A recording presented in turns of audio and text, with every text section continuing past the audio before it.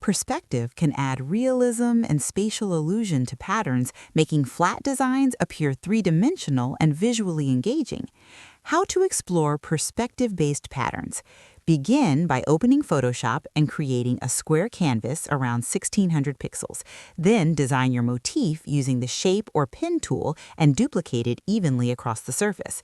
Once the pattern grid is formed, group all layers and convert them into smart objects so transformations remain non-destructive. Go to Edit, Transform, Perspective, and drag corner handles inward or outward to simulate depth, watching how repetition shifts realistically across the canvas. Adjust positioning carefully so spacing still appears consistent, and use Filter,